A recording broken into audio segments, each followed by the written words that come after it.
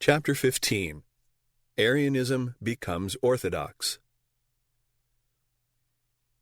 As before remarked, those who against their will had subscribed to the creed of the Council of Nice were determined to redeem themselves as soon as possible, and by whatever means it could be accomplished. And they did accomplish it. The story is curious, and the lessons which it teaches are valuable. Shortly after the dismissal of the Council of Nice, but in A.D. 326, Alexander died, and Athanasius succeeded to the episcopal seat of Alexandria. He, much more than Alexander, had been the life and soul of the controversy with Arius. It was he who had continually spurred on Alexander in the extreme and uncompromising attitude which he had maintained toward Arius. And now when, at the age of 30 years, he became clothed with the power and the prerogatives of the Archbishopric of Alexandria, the controversy received a new impulse from both sides. From the side of the Catholics, by the additional pride and intensity of dogmatism of Athanasius. From the side of the Arians, in a determination to humble the proud and haughty Athanasius. To this end, the Arians at once began to apply themselves diligently to win over Constantine to their side, or at least to turn him against Athanasius. In A.D. 327 died Constantine's sister, Constantia. She had held with the Arian party, having an Arian presbyter as her spiritual adviser. This presbyter had convinced her that Arius had been unjustly condemned by the council. In her dying moments, she entreated the emperor to reconsider the justice of the sentence against that innocent, as she declared, and misrepresented man. Constantine soon afterwards sent a message to Arius, recalling him from banishment and promising to send him back to Alexandria. Arius came and presented a confession of faith which proved satisfactory to the emperor. About the same time, Constantine also restored to favor the other two leading Arians, Eusebius of Nicomedia and Theognis of Ptolemais. They returned in triumph to their diocese and ejected the bishops who had been appointed to their place.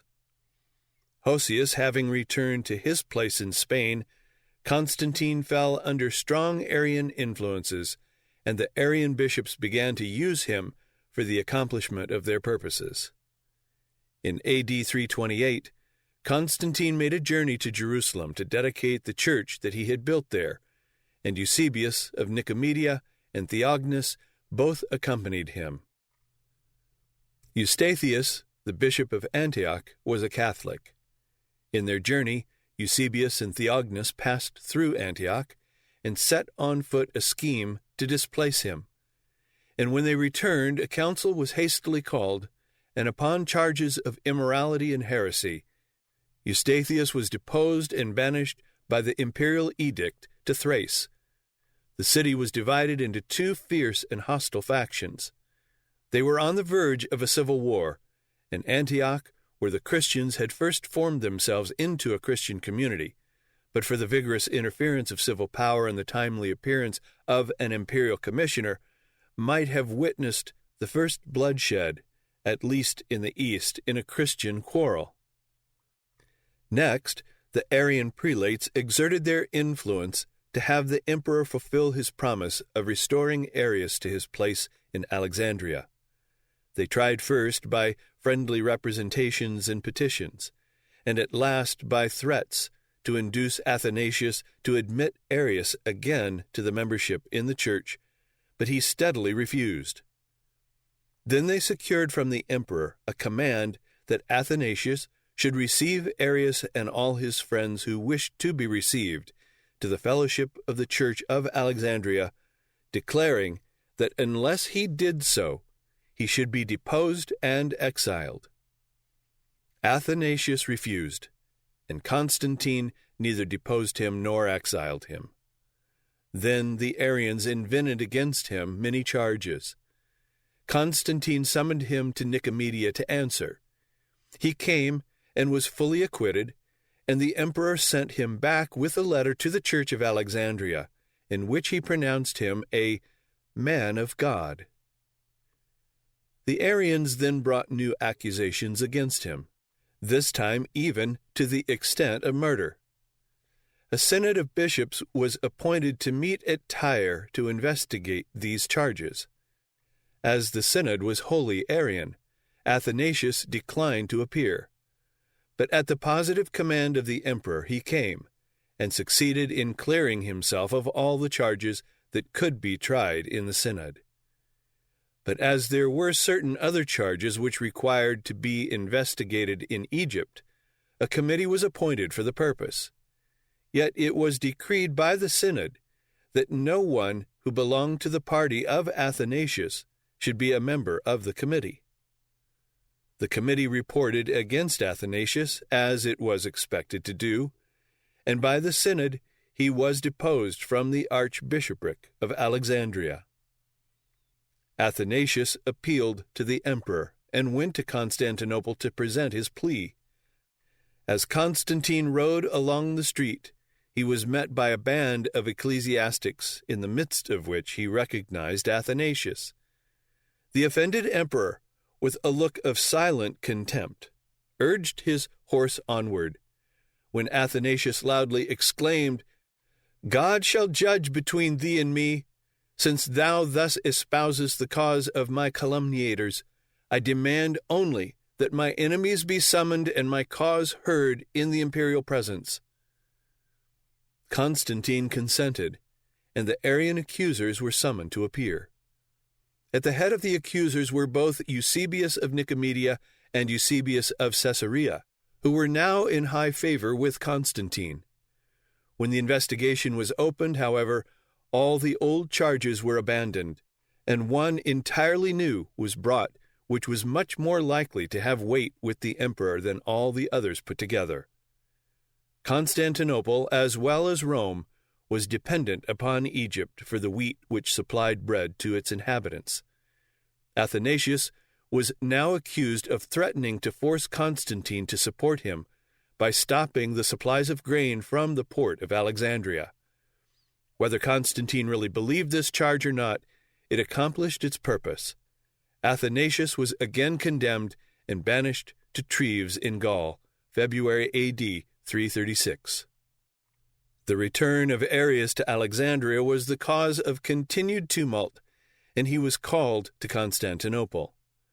At the request of the emperor, Arius presented a new confession of faith, which proved satisfactory, and Constantine commanded the bishop of Constantinople to receive Arius to the fellowship of the church on a day of public worship.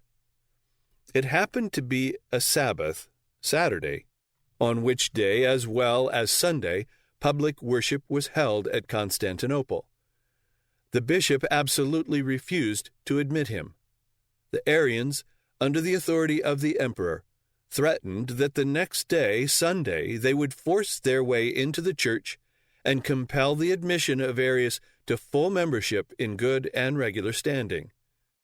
Upon this, the Athanasian party took refuge in prayer. The bishop prayed earnestly that, rather than the church should be so disgraced, Arius might die, and naturally enough, Arius died on the evening of the same day. In Constantinople, where men were familiar with Asiatic crimes, there was more than a suspicion of poison. But when Alexander's party proclaimed that his prayer had been answered, they forgot what then that prayer must have been, and that the difference is little between praying for the death of a man and compassing it. The bishop of Constantinople conducted a solemn service of thanksgiving. Athanasius, in a public epistle, alludes to the fate of Judas, which had befallen the traitor to the co-equal dignity of the Son. His hollow charity ill disguises his secret triumph, and to Athanasius, ever afterward, the death of Arius was a standing argument and a sufficient evidence that in the death of the heretic, God had condemned the heresy. Petition after petition was presented to Constantine for the return of Athanasius to his place in Alexandria, but the emperor steadily denounced him as proud, turbulent, obstinate, and intractable, and refused all petitions. In 337, in the presence of death, Constantine was baptized by an Arian bishop, and thus closed the life of him upon whom a grateful church has bestowed the title of the Great. Though tested by character and deed, he stands among the lowest of all those to whom the epithet has in ancient or modern times been applied. Constantine was succeeded by his 3 sons: Constantine, aged 21 years, Constantius, aged 20, and Constans, aged 17. They apportioned the empire amongst themselves. Constantine II had Constantinople and some portions of the west, with preeminence of rank. Constantius obtained Thrace, Egypt, and all the east, and Constans held the greater part of the west. Constantius was a zealous Arian. Constantine and Constans were no less zealous Catholics. The religious parties now had another element added to their strifes. They could use the religious differences of the emperors in their own interests. Athanasius, being an exile at Treves, was in the dominions of Constans, his fiery defender, while the place of his bishopric was in the dominions of Constantius, his fiery antagonist. The Athanasian party, through Constantine II, succeeded in persuading Constantius to allow the return of Athanasius and all the other bishops who had been banished. The return of these bishops again set all the East ablaze. The leaders of the Arian party addressed letters to the emperors denouncing Athanasius. They held another council at Tyre, A.D. 340, in which they brought against him new charges and condemned him upon them all. Immediately afterward, a rival council was held at Alexandria, which acquitted Athanasius of all things in which the other council had condemned him. In this same year, Constantine II was killed in a war with his brother Constans. This left the empire and the religion to the 2 brothers, Constantius in Constantinople in the east, Constans in the west. In the dominions of Constans, all Arians were heretics. In the dominions of Constantius, all Catholics were heretics. The religious war continued and increased in violence. In A.D. 341, another council consisting of 90 bishops was held at Antioch in the presence of the emperor Constantius. This council adopted a new creed, from which the homoousion was omitted. They ratified the decrees of the Council of Tyre of the preceding year in which Athanasius was condemned, and they appointed in his place a bishop of their own party named Gregory. At the command of Constantius, the imperial prefect issued an edict announcing the degradation of Athanasius and the appointment of Gregory. With an escort of 5,000 heavy armed soldiers, Gregory proceeded to Alexandria to take possession of his bishopric. It was evening when he arrived at the church at which Athanasius officiated, and the people were engaged in the evening service.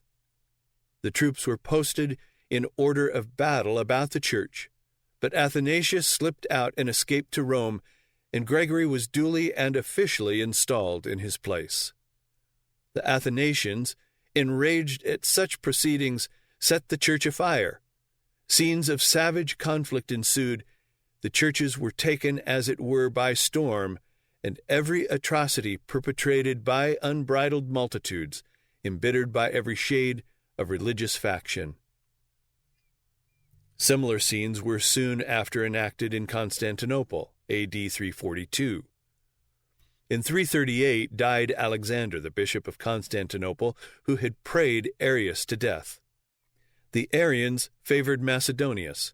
The Athanasians favored Paul for the vacant bishopric. Paul succeeded.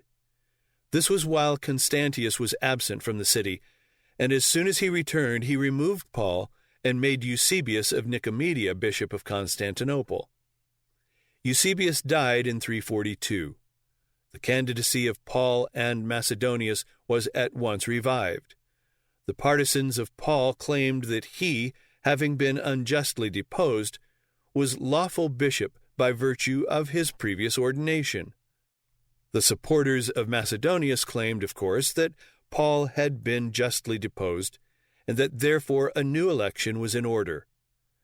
The dispute spread from the church into the streets. From the clergy to the populace, blood was shed. The whole city was in arms on one part or the other. Constantius was in Antioch. As soon as he heard of the tumult in Constantinople, he ordered Hermogenes, commander of the cavalry in Thrace, to go with his troops to Constantinople and expel Paul. In the attempt to do so, Hermogenes was met by such a desperate attack that his soldiers were scattered, and he was forced to take refuge in a house. The house was immediately set on fire. Hermogenes was seized and dragged by the feet through the streets of the city till he was torn to pieces, and then his mangled body was cast into the sea. As soon as this news reached Constantius, he went to Constantinople and expelled Paul without confirming the election of Macedonius, and returned to Antioch. Paul went to Rome and laid his case before Julius. The bishop of Rome, glad of the opportunity to exert the authority thus recognized in him, declared Paul reinstated, and sent him back with a letter to the bishops of the Eastern churches, rebuking those who had deposed him and commanding his restoration. With this, Paul returned to Constantinople and resumed his place. As soon as Constantius learned of it, he commanded Philip, the Praetorian prefect, to drive out Paul again and establish Macedonius in his place. The prefect, bearing in mind the fate of Hermogenes, did not attempt to execute his order openly, but on pretense of public business, sent a respectful message to Paul requesting his assistance. Paul went alone, and as soon as he arrived, the prefect showed him the emperor's order, carried him out through the palace a back way, put him on board a vessel that was waiting, and sent him away to Thessalonica. Paul was out of the way, but Macedonius was not yet in his place. This part of the program must now be carried out. The prefect in his chariot, surrounded by a strong body of guards with drawn swords, with Macedonius at his side in full pontifical dress, started from the palace to the church to perform the ceremony of consecration. By this time the rumor had spread throughout the city, and in a wild tumult both parties rushed to the church. The soldiers were obliged to hew their way through the dense and resisting crowd to the altar, and over the dead bodies of 3,150 people, Macedonius passed to the episcopal throne of Constantinople. About the time that Athanasius reached Rome, when he fled from the invasion of Gregory, 3 messengers from the council that had condemned him also arrived there. The bishop of Rome summoned the accusers of Athanasius to appear before a council which he would hold in Rome. But they disclaimed his jurisdiction and denied his right to rejudge the cause of a bishop who had already been condemned by a council.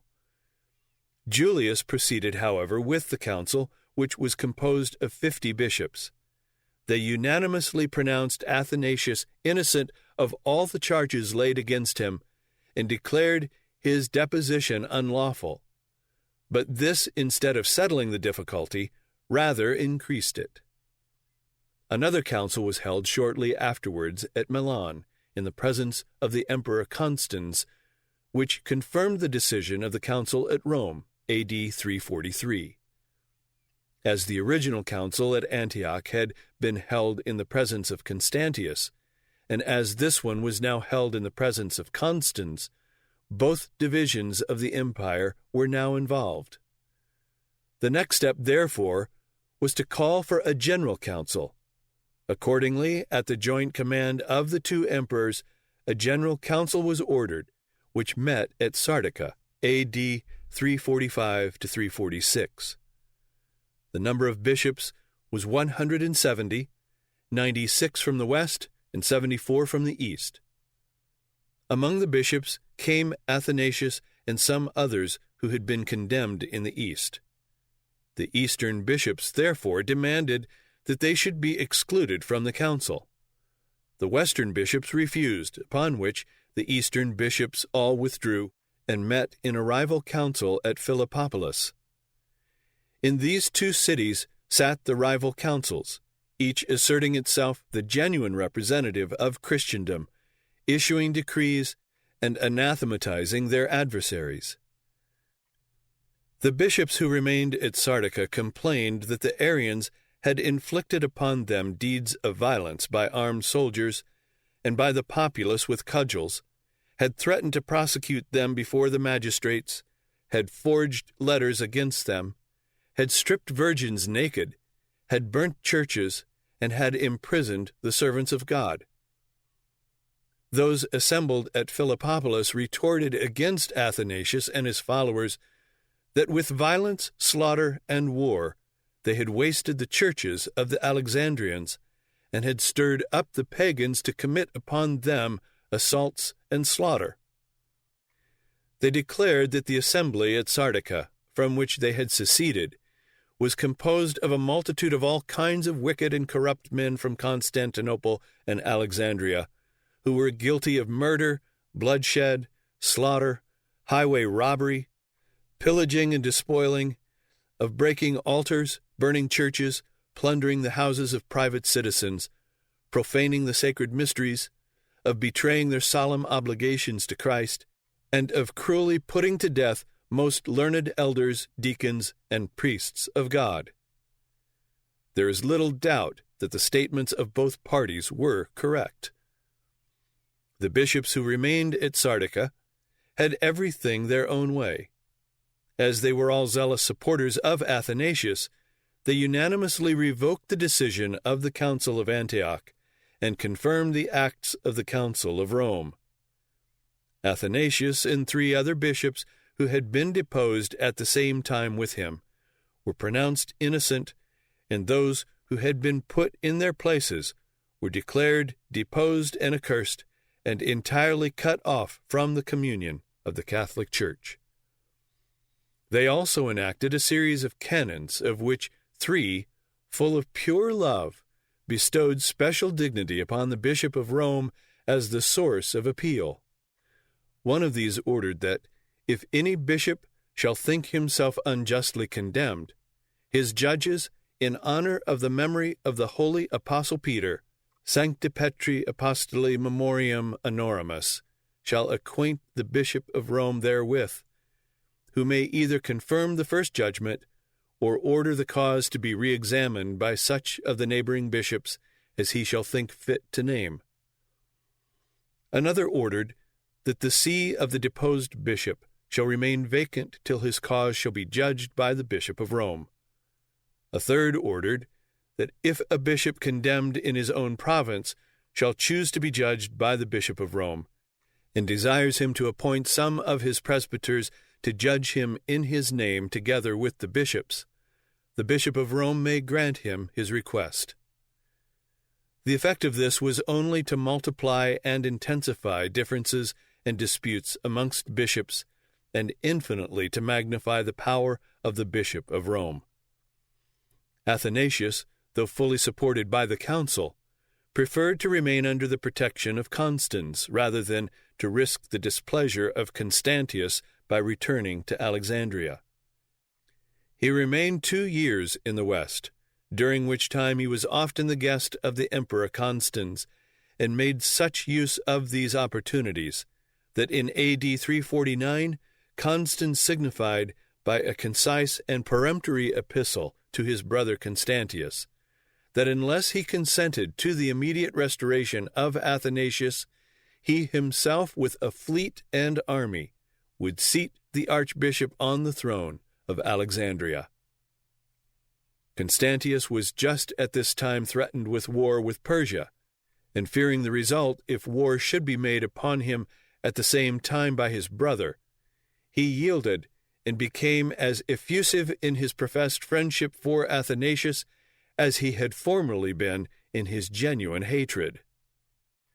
Constantius invited Athanasius to Antioch, where the two secret enemies met with open professions of friendship and even with manifestations of mutual respect and cordiality.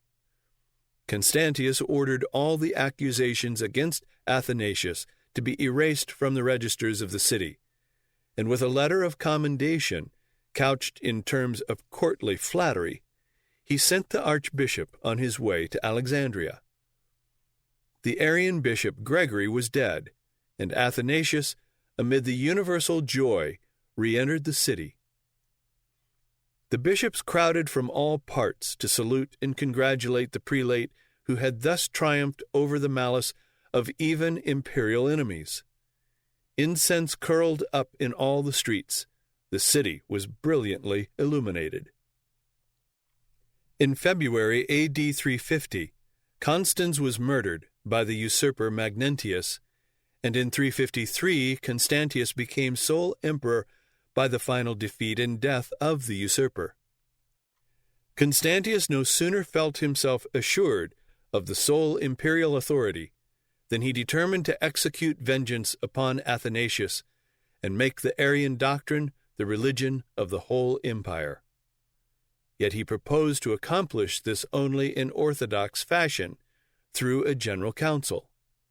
As it was thus that his father had established the Athanasian doctrine, which was held by all the Catholics to be strictly orthodox, to establish the Arian doctrine by a like process assuredly could be no less orthodox.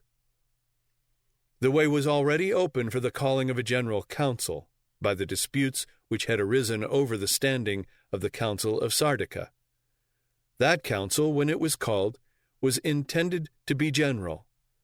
But when the Eastern bishops seceded, they, with all the other Arians in the empire, denied that those who remained could by any fair construction be termed a general council.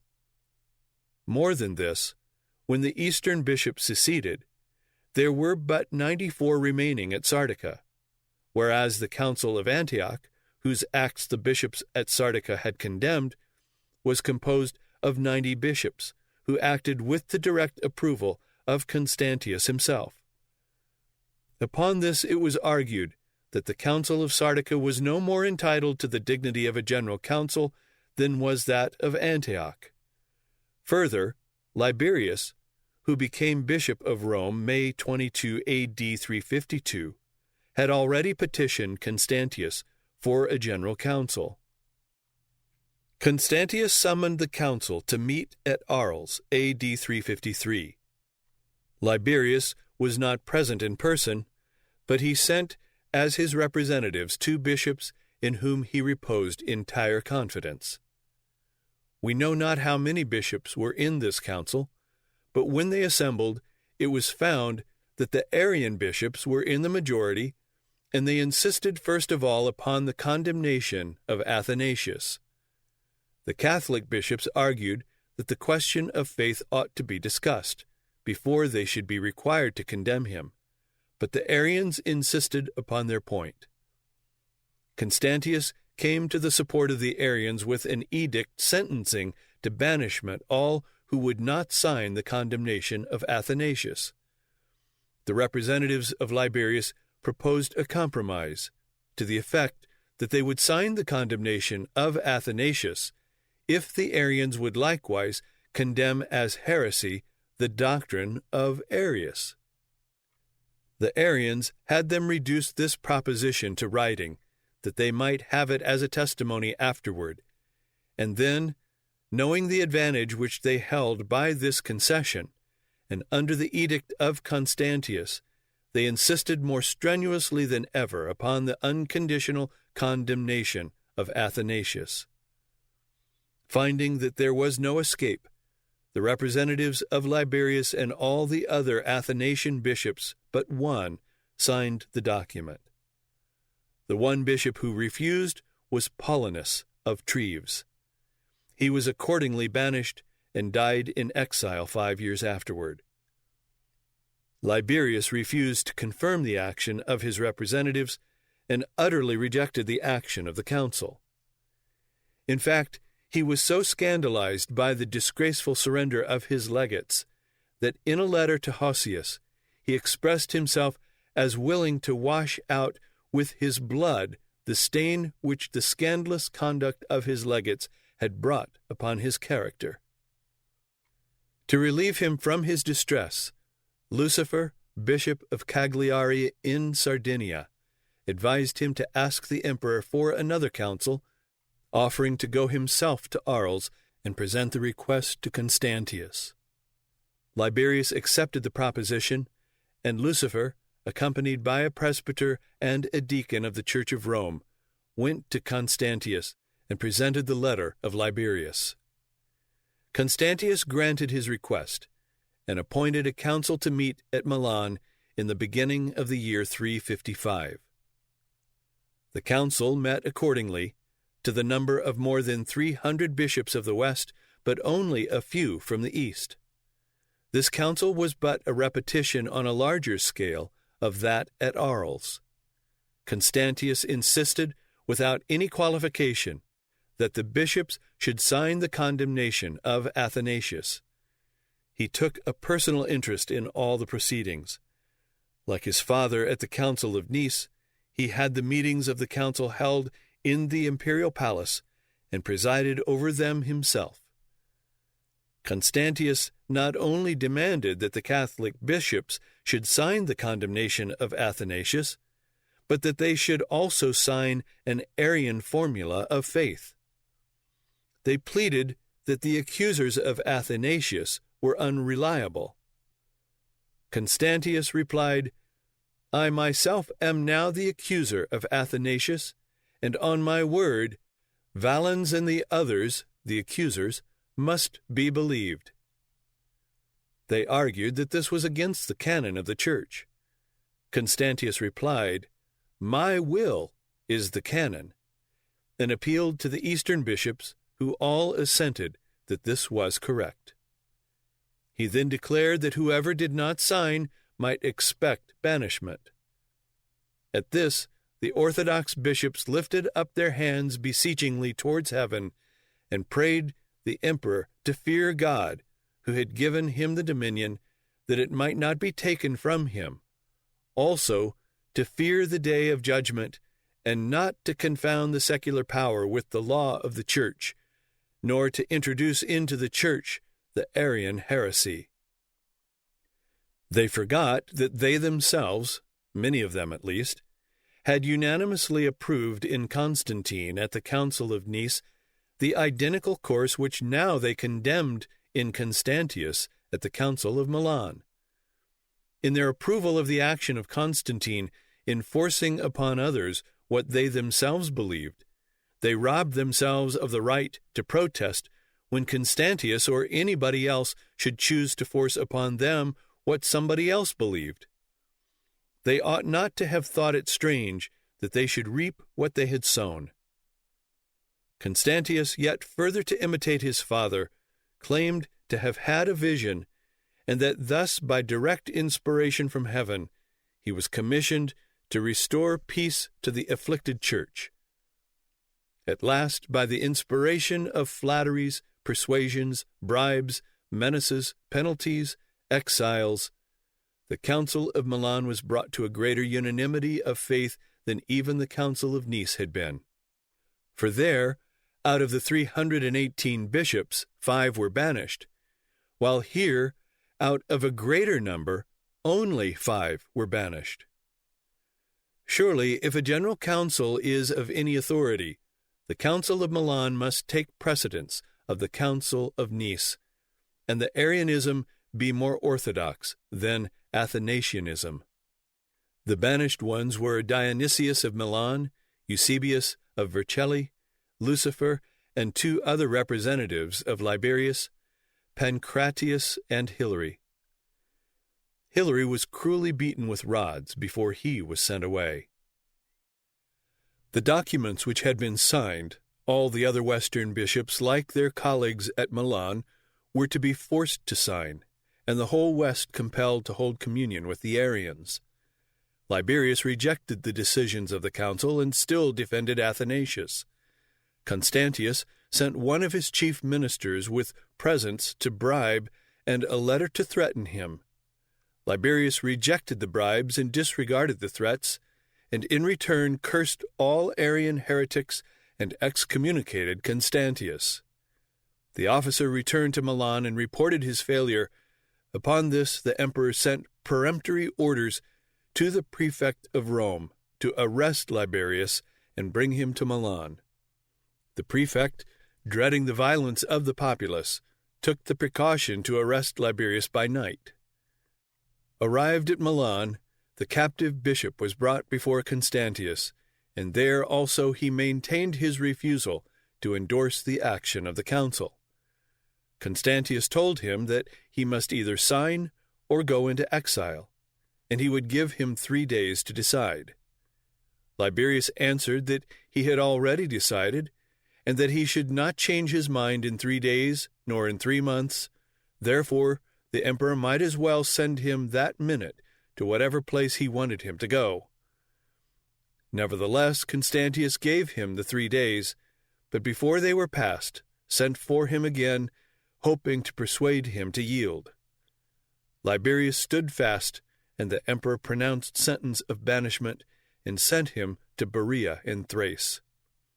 Before Liberius was gone out of the palace, the emperor sent him a present of 500 pieces of gold, as he said, to pay his expenses. Liberius sent it back, saying he had better keep it to pay his soldiers. The empress also sent him a like sum. This he returned with the same answer, with the additional message to the emperor that, if he did not know what to do with so much money, he might give it to Epictetus or Auxentius, his 2 favorite Arian bishops.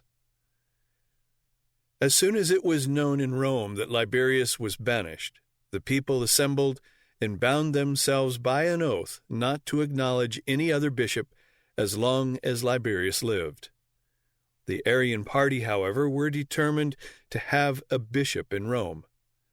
They selected a deacon of that church, Felix by name, who was willing to be bishop of Rome.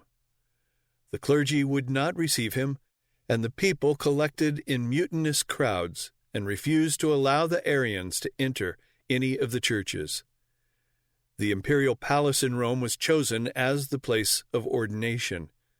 3 of the emperor's eunuchs were appointed to represent the people, and they duly elected Felix. 3 bishops of the court were appointed to represent the clergy, and they ordained the new bishop.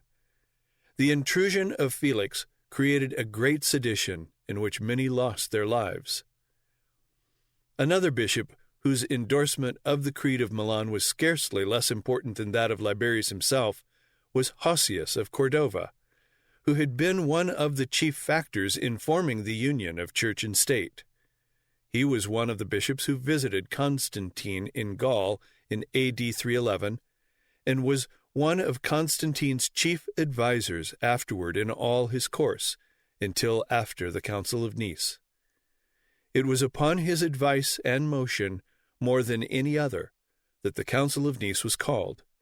It was his influence more than any other that caused Constantine to command that homoousion should be inserted in the Nicene Creed.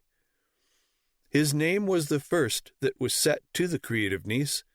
His name likewise was the first that was set to the decrees of the Council of Sardica, over which he presided, and it was he who secured the adoption in that council of the canons which made the Bishop of Rome the source of appeal.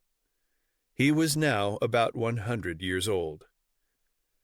Constantius determined to have the signature of Hosius to the decisions of the Council of Milan. The emperor summoned him to Milan, and when he came, entertained him for several days before suggesting his purpose.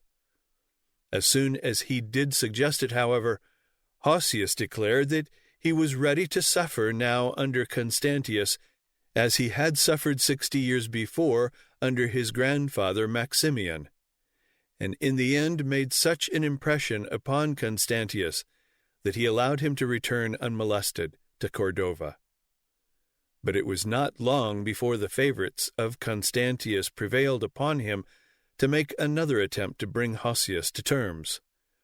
He first sent him flattering and persuasive letters, and when these failed, he proceeded to threats. But all were unavailing, and Hosius was banished to Sirmium. His relations were stripped of all their estates and reduced to beggary, but all without avail. Next he was closely imprisoned. Still he refused. Then he was cruelly beaten, and finally put to the rack, and most inhumanly tortured. Under these fearful torments, the aged bishop yielded at last, A.D. 356. The case of Hosius deserves without all doubt to be greatly pitied, but it would be still more worthy of our pity and compassion had he been himself an enemy to all persecution. But it must be observed that he was the author and promoter of the first Christian persecution, for it was he who first stirred up Constantine against the Donatists, many of whom were sent into exile, and some even sentenced to death, nay, and led to the place of execution. The surrender of Hosius was counted as the most signal of victories. It was published throughout the whole East and caused the greatest rejoicing among the Arians everywhere. The next step was for Constantius to remove Athanasius from the archbishopric of Alexandria. It was now 26 months from the close of the Council of Milan, during which time Constantius had been paving the way for his final expulsion. As soon as the council had closed, an order was sent to the prefect of Alexandria to deprive Athanasius of the imperial revenue and give it to the Arians. At the same time, all who held public office were commanded wholly to abandon the cause of Athanasius and to communicate with the Arians only. Messengers were sent into the provinces, bearing the emperor's authority to compel the bishops to communicate with the Arians or go into exile. Now he sent 2 of his secretaries and some other officials of the palace to Alexandria to banish Athanasius. These officers, with the governor of Egypt and the prefect, commanded Athanasius to leave the city. He demanded that they produce the written authority of the emperor, but Constantius had sent no written order. Athanasius, supported by the people, refused to obey any verbal order. A truce was agreed upon until an embassy could be sent to Constantius to bring a written command.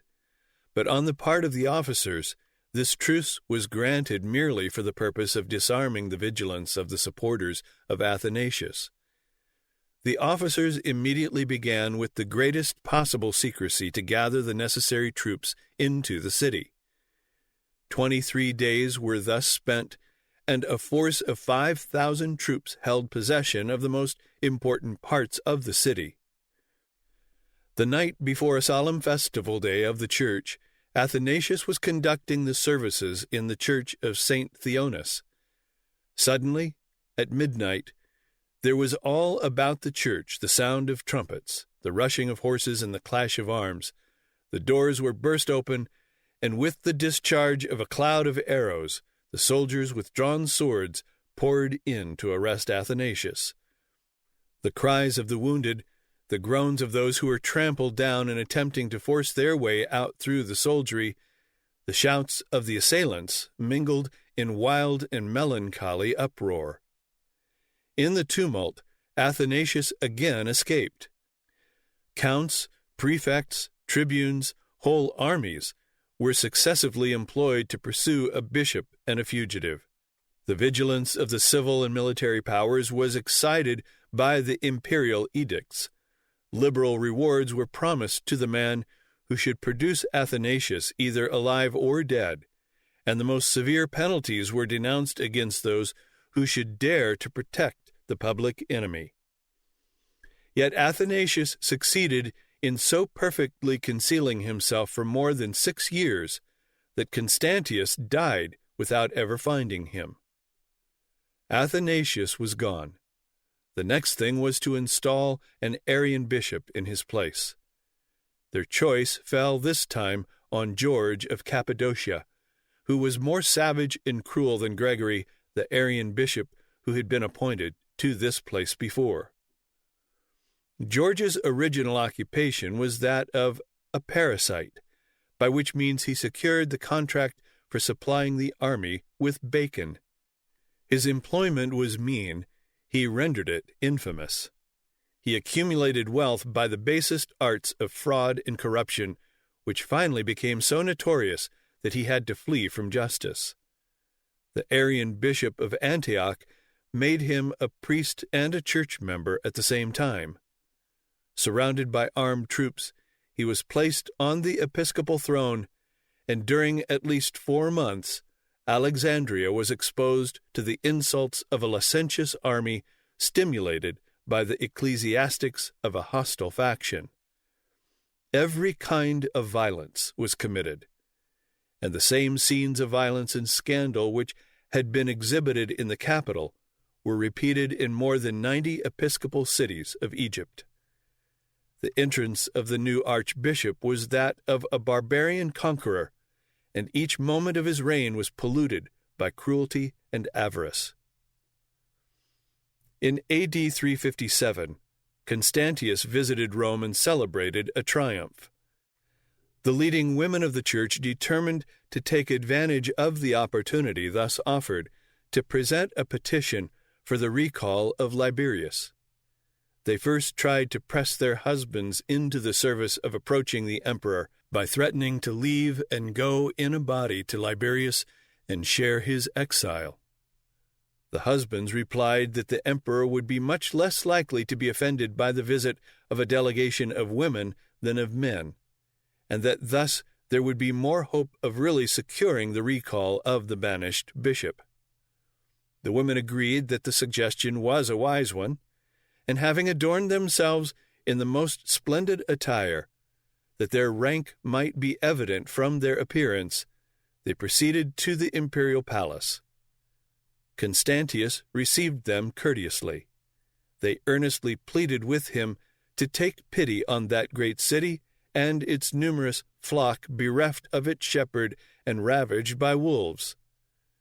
The emperor replied, "I thought you had a pastor. Is not Felix as capable of exercising the pastoral office as any other?" The women answered that Felix was detested and avoided by all, and that none would attend service so long as Liberius was absent. Constantius smiled and said, "If so, you must have Liberius again. I shall without delay dispatch the proper orders for his return." The next day the edict of recall was read in the circus, but it provided that the 2 bishops should rule jointly. It happened to be the most interesting and decisive moment of a horse race, but the excited feelings of the multitude were turned in an instant to the more absorbing question of the Orthodox faith. Some cried in ridicule that the edict was just because there were 2 factions in the circus, and now each one would have its own bishop. Others shouted, "What? Because we have 2 factions in the circus, are we to have 2 factions in the church?" Then the whole multitude set up one universal yell, "There is but one God, one Christ, one bishop." Upon which Theodoret devoutly remarks, "Some time after this Christian people had uttered these pious and just acclamations, the holy Liberius returned, and Felix retired to another city." It is true that Liberius returned soon after this, but Constantius had made it the condition of his return that he should sign the decisions of the Council of Milan. 2 years' sojourn in cold and barbarous Thrace, while a rival bishop was enjoying the splendors of the episcopal office in Rome, exerted a strong tendency to convince Liberius that Athanasius was rightly condemned, and that the Arian doctrine might be true. He therefore signed both the condemnation of Athanasius and the Arian Creed of Milan. Upon this, Constantius called him to Sirmium. But as in the meantime the emperor had changed his views and adopted the semi-Arian doctrine, he would not allow Liberius to return to Rome unless he would first subscribe to the same. Liberius signed this also, and was allowed to go on his way to Rome. The people poured out through the gates to meet him and escorted him in triumph to the episcopal palace, August 2, 358. The adherents of Felix were inhumanely murdered in the streets, in the public places, in the baths, and even in the churches, and the face of Rome, upon the return of a Christian bishop, renewed the horrid image of the massacres of Marius and the proscriptions of Sylla. Felix escaped, but returned not long afterward, and attempted to hold services in a church beyond the Tiber, but was again driven out. As stated above, Constantius had again changed his opinions as to the nature of Christ, adopting the semi-Arian view. The semi-Arian party was a third one that had grown up between the strictly Arian and the Athanasian, based upon a third mental abstraction as elusive as either of the others. The three doctrines now stood thus. The Athanasians declared the Son of God to be of the same substance, the same existence, and the same essence with the Father. The strict Arians declared the Son to be like the Father, but rather by grace than by nature, as like as a creature could be to the Creator. The semi-Arians declared the Son to be like the Father in nature, in existence, in essence, in substance, and in everything else. The Athanasian doctrine was expressed in homoousion, the strict Arian in anomion, and the semi-Arian in homoiousion. It will be seen that the semi-Arian was nearer to the original doctrine of Arius than was the Arian of present period. This was owing to the followers of Eusebius of Nicomedia, who, in the bitterness of their opposition to the Athanasians, were carried away from the original Arian doctrine, from the homoiousion to the anomion. The homoousion was the doctrine of the Council of Nice. The anomion was the doctrine of the Council of Milan. The homoiousion was the doctrine now held by Constantius and a company that actually outnumbered the Arians. In furtherance of his visionary commission to give peace to the Church, Constantius determined to call a general council and have the semi-Arian doctrine adopted. The council was first appointed to meet at Nicomedia A.D. 358, but while the bishops were on the way there, an earthquake destroyed that city. The appointment was then changed to Nice in early summer 359, but before that time arrived, he decided to have two councils instead of one, that all might more easily attend. The bishops of the east were to meet at Seleucia in Isauria, those of the west at Rimini on the Adriatic Sea in Italy. The emperor issued an order commanding all bishops without exception to attend one or the other as they might choose, and the civil officers in the provinces were commissioned to see that the command was obeyed. The bishops therefore set out from all parts. The public carriages, roads, and houses were everywhere crowded with them, which gave great offense to the catechumens, and no small diversion to the pagans, who thought it equally strange and ridiculous that men who had been brought up from their infancy in the Christian religion, and whose business it was to instruct others in that belief, should be constantly hurrying in their old age from one place to another to know what they themselves should believe. To make sure that the two councils should act as one, it was ordered that each should appoint 2 deputies to report to the emperor the decisions arrived at, that he might himself know whether they had come to an understanding in accordance with the Holy Scriptures, and might decide according to his own judgment what was best to be done. In the summer of A.D. 359, more than 400 bishops assembled at Rimini, of whom 80 were Arians. 160 assembled at Seleucia, of whom 105 were semi-Arians. About 40 were Arians, while the Catholics were still fewer in number. A civil officer of high rank was appointed to represent the emperor at each council, and the one appointed to Rimini was directed not to allow any bishop to go home until all had come to one mind concerning the faith. That there might be as little difficulty as possible in coming to one mind, a creed was drawn up and sent to the council to be signed. There were at that time present with the emperor at Sirmium 5 bishops, one of whom was George of Alexandria, and all of whom were Arians or semi-Arians. They drew up a creed, the main points of which were as follows.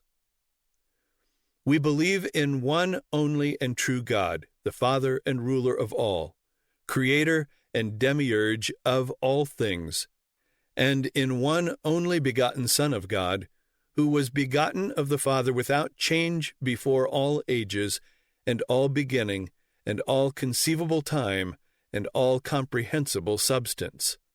God from God, similar to the Father, who has begotten him according to the Holy Scriptures, whose generation no one knows or understands, but the Father who has begotten him. The word ousia, because it was used by the fathers in simplicity, that is, with good intention, but not being understood by the people, occasions scandal, and is not contained in the Scriptures, shall be put aside, and in future no mention shall be made of the ousia with regard to God. But we maintain that the Son is similar to the Father in all things, as also the Holy Scriptures teach and say. The emperor sent a letter to each council, commanding that the bishops should settle the question of the faith before they should have anything to do with an investigation of any of their own private differences. The council at Rimini was already met, and was earnestly discussing the faith, when the bishops arrived from Sirmium with the above creed, which they read aloud to the assembly, and declared that it was already confirmed by the emperor, and was now to be universally accepted without discussion as to the sense which individuals might attach to its words. To this all the Arians in the council readily agreed, but the Catholics, with loud voices, proclaimed their dissent. They declared that any new formula of faith was wholly unnecessary, that the Council of Nice had done all that was necessary in regard to the faith, and that the business of the council was not to find out what was the true faith, but to put to confusion all its opponents. They demanded that the bishops who brought this creed should with them unanimously curse all heresies, and especially the Arian. This demand was refused by the Arians. Then the Catholics took everything into their own hands. They unanimously approved the Nicene Creed, especially the homoousion, and then declared heretical the creed which had come from the emperor. They next took up the doctrine of Arianism, and pronounced a curse upon each particular point, denounced by name the bishops who had come from the emperor as ignorant and deceitful men, impostors and heretics, and declared them deposed. Finally, they unanimously pronounced a curse upon all heresies in general, and that of Arius in particular. All this they put in writing. Every one of them signed it July 21, A.D. 359, and sent it by the 10 deputies to the emperor, accompanied by a request that he would allow them to return to their churches. At the same time, the Arians of the council also sent 10 deputies to Constantius, who reached the emperor before the others and made their report. When the others arrived, Constantius refused even to see them so much as to receive their report, but sent an officer to receive it, and under the pretext of being overwhelmed with public business, kept them waiting. After they waited a long time, they were directed to go to Adrianople and await the emperor's pleasure, and at the same time he sent a letter to the bishops at Rimini, commanding them to wait there the return of their deputies. Shortly afterwards, the deputies were ordered to go to a small town called Nice, not many miles from Adrianople. This was a trick of the Arians and semi-Arians, by which they proposed to have their creed signed there, and then pass it off upon the uninitiated as the original creed of the Council of Nice in Bithynia. There the creed was presented, but with the omission "in all things," so that it read, "The Son is like to the Father," instead of "like to the Father in all things." This the deputies were required to sign, which of course they refused to do, but were finally forced to sign it, and to reverse all the acts and proceedings of the Council of Rimini. The emperor was highly pleased at this result, and calling it a good omen of like success with the whole council, gave the 10 deputies leave to return to Rimini. At the same time he sent letters to the prefect, commanding him anew not to allow a single bishop to leave until all had signed, and to exile whoever should persist in a refusal, provided the number did not exceed 15. The bishops were eager to return to their sees. The emperor was inflexible. Taurus took care to render the place both inconvenient and disagreeable to them. Some therefore fell off, others followed their example, the rest began to waver, and being so far got the better of, yielded soon after, and went over to the Arian party in such crowds that in a very short time the number of the Orthodox bishops who continued steady was reduced to 20. At the head of these 20 was a certain Phoebadius, and they determined invincibly to hold their position. Nevertheless, they were caught by a trick that the veriest tyro ought to have seen. 2 bishops in particular, Ursacius and Valens, had charge of the creed, and they pretended in the interests of peace to be willing to make a concession and to insert such alterations and additions as might be agreeable to Phoebadius, who exulted over the proud distinction which would thus be his as the preserver of orthodoxy. They came together and began to reconstruct the creed. First were inserted some curses against the Arian heresy, then in addition declaring the Son to be equal to the Father without beginning and before all things. When this was written, Valens proposed that in order to leave no room whatever for any new disputes or any question upon this point, there should be added a clause declaring that the Son of God is not a creature like other creatures. To this the 20 bishops assented, blindly overlooking the fact that in admitting that the Son was not a creature like other creatures, they did indeed place him among the creatures, and admitted the very point upon which the Arians had all the time insisted. Thus all were brought to the unity of the faith. The council broke up, and the bishops departed to their homes. The council was passed, and no sooner did the Arians find themselves secure than they loudly proclaimed the victory which they had gained. They gloried in the fact that the great council of Rimini had not declared that the Son was not a creature, but only that he was not like other creatures. They affirmed that it was, and always had been, their opinion that the Son was no more like the Father than a piece of glass was like an emerald. Upon examination of the creed, the 20 bishops were obliged to confess that they had been entrapped. They renounced the creed and publicly retracted all they had said, done, or signed repugnant to the truths of the Catholic Church. The companion council, which was called at Seleucia, met September 27, 359, but as there were 3 distinct parties, besides individuals who differed from all, there was amongst them such utter confusion, tumult, and bitterness, that after 4 days of angry debate, in which the prospect became worse and worse, the imperial officer declared that he would have nothing more to do with the council, and told them they could go to the church if they wanted to, and indulge in this vain babbling there as much as they pleased. The parties then met separately, denounced, condemned, and excommunicated one another, and sent their deputies to Constantius, who spent a whole day and the greater part of the night, December 31, 359, in securing their signatures to the confession of faith which he had approved.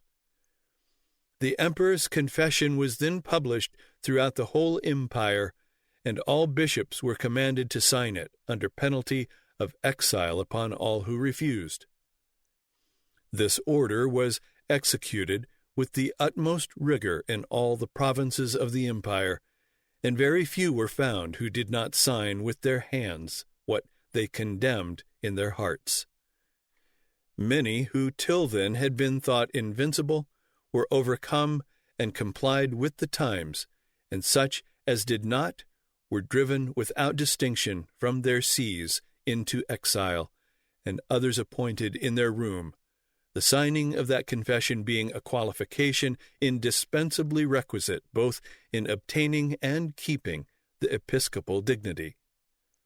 Thus were all the sees throughout the empire filled with Arians, insomuch that in the whole East not an Orthodox bishop was left, and in the West but one, namely Gregory, bishop of Elvira in Andalusia, and he, in all likelihood, obliged to absent himself from his flock and lie concealed. Thus Constantius had succeeded much more fully than had his father in establishing the unity of the faith. That faith was the original Arian, and Arianism was now as entirely orthodox, and, if the accommodated sense of the word be used, as entirely Catholic as the Athanasian had ever been. Having, like his father, by the aid of the bishops, united the world under one head, and brought the opinions respecting the deity to a condition of settled uniformity, the Emperor Constantius died the following year, A.D. 361.